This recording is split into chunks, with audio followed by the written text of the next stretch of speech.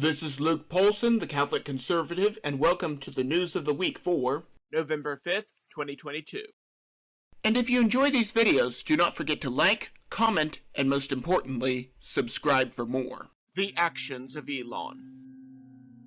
Elon Musk has had a busy week. He fired the CFO and the CEO and reduced the staff significantly. It would be a lot easier for Musk to fire people based on who has pronouns in their bio. Some employees wrote an open letter demanding that Elon Musk acts with equity. That sounds like an even easier way to get fired if you ask me. People are posting things that we know to be facts that go against the terms of service, but according to Musk, he will not be changing the ever-changing terms of service yet. He has promised to put a bipartisan board in place for those who have been banned from Twitter based on the terms of service. Things are not going as speedily as most conservatives and libertarians would like. However, I would prefer for things to be done slowly and right than quickly and poorly. While Twitter may become more of a bastion of free speech, the deep state is working overtime to ensure that no free speech is allowed. The Ministry of Truth returns. Remember the Disinformation Governance Board under the DHS that was supposedly dissolved? Well, leaked documents reveal that it just went underground. The DHS plans to bring it back. Facebook even created a special portal for the FBI to report misinformation, so that they can be effective members of Operation Mockingbird. Operation Mockingbird is here to remind you to never question the official narrative. I have learned to be very wary of government-approved news. Just look at the Gulf of Tonkin that brought us into Vietnam. Just look at the weapons of mass destruction that catalyzed the Middle East conflict. Just look at the lab leak in Wuhan. We are told lies over and over again, and now the FBI will be able to go in and report the misinformation themselves. Now there are news outlets that want us to forgive them for their fake news. Plandemic Amnesty. The Atlantic is asking for pandemic amnesty. Apparently they were in the dark at the start of the pandemic and did not know what they were doing, even though many things have since been confirmed about the virus that were called fake news, such as the funding of the lab where the leak took place and the efficacy of certain countermeasures. But we are not allowed to talk about those. I refuse to give amnesty to any outlet that worked to shut down the economy at the behest of corporate America and big government. I will not just give you blind faith. You have to prove your credibility like some people have been able to do. Although something tells me that the elites will be asking for this type of amnesty again. New virus strain. Fining Alex Jones. Alex Jones was one of the first major voices to be cancelled by social media. Now he is being fined for his comments on Sandy Hook. Now whether he was right or wrong is really not the issue. There is not one conservative that has tried to sue a liberal podcaster for endorsing or encouraging Black Crimes Matter. Even though countless people died and entire livelihoods were destroyed, while they doubtless made a fortune on their advertising. While some are saying that we need to do the same thing to them, we have to stand on principle. Meanwhile, Alex Jones is being sued for trillions of dollars based on how many people watched his shows when he talked about Sandy Hook. Obviously, Alex Jones has no hope of ever paying this off and plans to appeal this unjust ruling. One thing to consider is that not only do most people skip ads, but as any poster will know, view count means nothing. It matters not that the person watched, but what they watched and for how long. The persecutor, don't you mean prosecutor? No! Would have to prove that all of those people watched those videos as purported. Even if he was wrong, I will defend, to my death if need be, his right to say it. Speaking of a corrupt judicial system, Garland's new rule.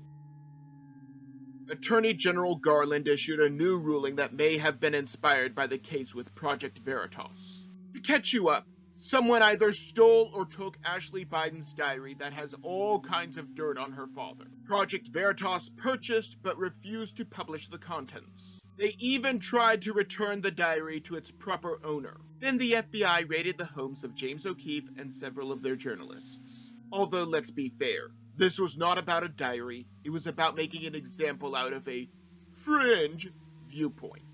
Now Garland has issued a rule saying that prosecutors cannot take it upon themselves to determine who is or who's not a journalist, including confiscating their materials. While this is good news and a win for freedom fighters everywhere, we cannot forget one thing. Any regulation can be overruled at any time. Both Garland or his successor can overturn this regulation at any point. At the same time, we need to celebrate our victories wherever and whenever we can get them. Democrats back Soros. George Soros is a loathsome wretch of an individual absent of any and all redeeming qualities. And those are the nice things that I will say about him. He is the biggest financier of the Democrats on the federal level and even financing district attorneys to let rioters out without bail.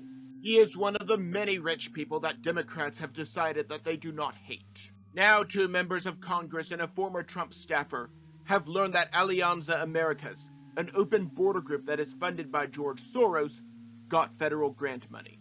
It is not enough that the pet projects of George Soros have to be funded by him. The Brandon administration is giving them money too. $7.5 million was granted by the CDC and another $1 million by the HHS in response to the China virus. According to the VA, there are roughly 37,252 homeless veterans in America.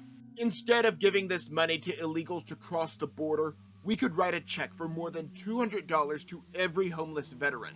However, this administration cares more about importing potential voters than people who fought for this country. Break-in at the Pelosi home. There are a lot of things about the break-in at the Pelosi home that do not pass the sniff test. However, I do not like talking about speculation, and I'm sure that you have heard all of them by now. I want to talk about how this is somehow connected to January 6th. Here is the video of the connection to January 6th. In fact, tomorrow, I don't even like to say it because I'll be arrested. Well, let's not say it. We need to go. I'll say it. All right. We need to go in. Shut the fuck up, boomer. To the Capitol. Sorry, wrong video.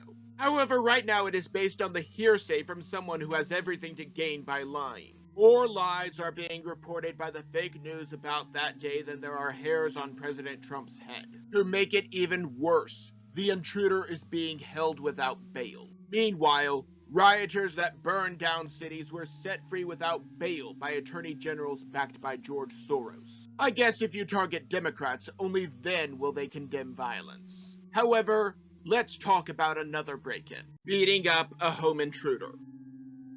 Meanwhile, a group of men in Indiana thwarted a robbery by beating the would-be robber to a pulp, and then holding him at gunpoint until the police arrived. This was all possible because the Second Amendment saves lives.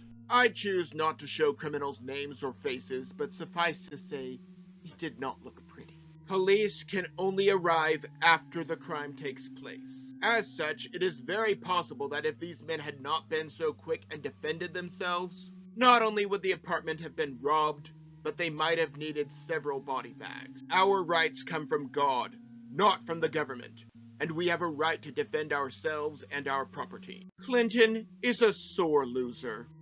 It is election conspiracy day again in America. However, this time, it has nothing to do with the Russians or the mostly peaceful protest of January 6th. Since Clinton's Steele dossier did nothing, she has a new conspiracy.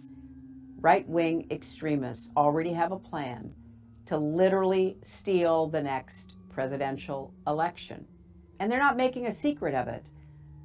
The right-wing controlled Supreme Court may be poised to rule on giving state legislatures, yes, you heard me that correctly, state legislatures the power to overturn presidential elections. I am sure that she would not object to state legislatures overturning Republican votes, because it goes both ways. Moving on. The Electoral College means that candidates need to visit all 50 states, and not just the big ones. With a popular vote, there is no reason to visit smaller states. Remember when celebrities told the Electoral College that they should use their authority to vote for anyone but Trump? Remember when the Democrats tried to stop the peaceful transition of power in 2017? Remember when they tried to impeach President Trump over imaginary Russia collusion? Because I do, and I will not let anyone forget about it. It is one conspiracy theory after another. By this time next year, Democrats may start saying that the moon landing was fake. Doing business in a woke world.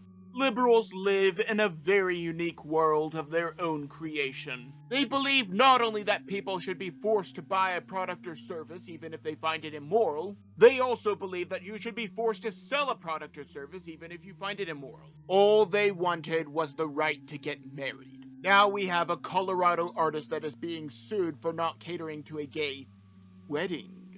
This case is going before the Supreme Court. If someone does not take your business, let them go broke. It has been said, go woke, go broke. But if you are not woke, you are sued and then you are broke. See the difference in worldviews? Raising children in a woke world. Imagine that you are a parent that is raising a girl that wants to become a boy. One Indiana couple could have their child taken away forever. They warned us that they were coming for our children, but it was laughed off as extreme. The gay men's choir just said the quiet part out loud. What if she decided that she was too fat and refused to eat? Are her parents bigoted if they make her eat? What if she decided she was too skinny and overate? Are her parents bigoted if they make her diet? I guarantee you that she is going to have more long-term damage from puberty blockers and surgery than a significant change to her diet. Maybe I'm just blowing smoke. Maybe I'm completely off my rocker, but that is just my opinion. And if you enjoyed this content, do not forget to like, comment, and most importantly, subscribe for more. And also don't forget to follow me on social media.